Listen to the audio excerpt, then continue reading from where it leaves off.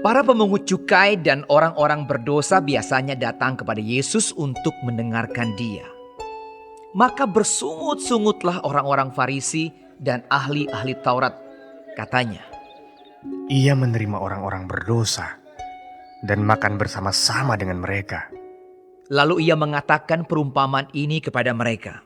Siapakah di antara kamu yang mempunyai 100 ekor domba, dan jikalau ia kehilangan seekor di antaranya, tidak meninggalkan yang 99 ekor di padang gurun dan pergi mencari yang sesat itu sampai ia menemukannya? Dan kalau ia telah menemukannya, ia meletakkannya di atas bahunya dengan gembira. Dan setibanya di rumah, ia memanggil sahabat-sahabat dan tetangga-tetangganya, serta berkata kepada mereka, "Bersukacitalah bersama-sama dengan aku, sebab dombaku yang hilang itu telah kutemukan." Aku berkata kepadamu, demikian juga akan ada sukacita di sorga karena satu orang berdosa yang bertobat, lebih daripada sukacita karena 99 orang benar yang tidak memerlukan pertobatan. Atau perempuan manakah yang mempunyai 10 dirham, dan jika ia kehilangan satu di antaranya, tidak menyalakan pelita dan menyapu rumah serta mencarinya dengan cermat sampai ia menemukannya?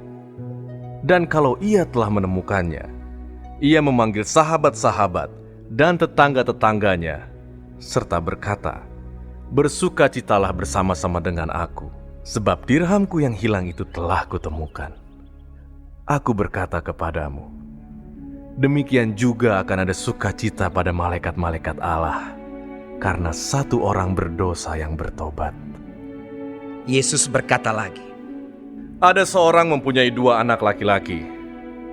Kata yang bungsu kepada ayahnya, "Bapa, berikanlah kepadaku bagian harta milik kita yang menjadi hakku." Lalu ayahnya membagi-bagikan harta kekayaan itu di antara mereka. Beberapa hari kemudian, anak bungsu itu menjual seluruh bagiannya itu lalu pergi ke negeri yang jauh. Di sana ia memboroskan harta miliknya itu dengan hidup berfoya-foya.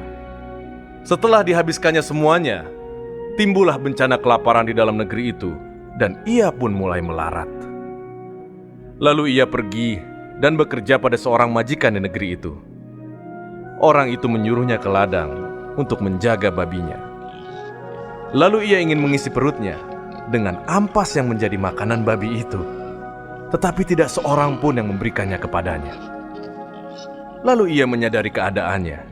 Katanya, "Betapa banyaknya orang upahan Bapakku yang berlimpah-limpah makanannya, tetapi aku di sini mati kelaparan. Aku akan bangkit dan pergi kepada Bapakku dan berkata kepadanya, Bapa, aku telah berdosa terhadap sorga dan terhadap Bapa. Aku tidak layak lagi disebutkan anak Bapa. Jadikanlah aku sebagai salah seorang upahan Bapa." Maka bangkitlah ia dan pergi kepada bapaknya. Ketika ia masih jauh, ayahnya telah melihatnya. Lalu tergeraklah hatinya oleh belas kasihan. Ayahnya itu berlari mendapatkan dia lalu merangkul dan mencium dia. Kata anak itu kepadanya, "Bapa, aku telah berdosa terhadap sorga dan terhadap Bapa. Aku tidak layak lagi disebutkan anak Bapa." Tetapi ayah itu berkata kepada hamba-hambanya, "Lekaslah bawa kemari jubah yang terbaik, pakaikanlah itu kepadanya, dan kenakanlah cincin pada jarinya, dan sepatu pada kakinya. Dan ambillah anak lembu tambun itu, sembelihlah dia, dan marilah kita makan dan bersukacita. Sebab anakku ini telah mati dan menjadi hidup kembali. Ia telah hilang dan didapat kembali." Maka mulailah mereka bersukaria. Tetapi anaknya yang sulung berada di ladang. Dan ketika ia pulang dan dekat ke rumah, ia mendengar bunyi seruling dan nyanyi tari-tarian. Lalu ia memanggil salah seorang hamba dan bertanya kepadanya, apa arti semuanya itu? Jawab hamba itu, "Adikmu telah kembali, dan ayahmu telah menyembelih anak lembu tambun, karena ia mendapatnya kembali dengan sehat." Maka marahlah anak sulung itu, dan ia tidak mau masuk.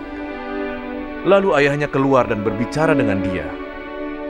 Tetapi ia menjawab ayahnya, katanya, "Telah bertahun-tahun aku melayani Bapa, dan belum pernah aku melanggar perintah Bapa. Tetapi kepadaku, belum pernah Bapa memberikan seekor anak kambing untuk bersukacita dengan sahabat-sahabatku.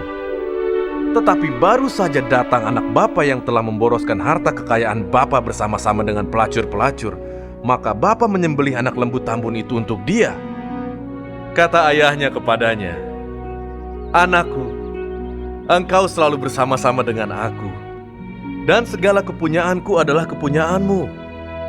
Kita patut bersukacita dan bergembira, karena adikmu telah mati dan menjadi hidup kembali. Ia telah hilang dan didapat kembali."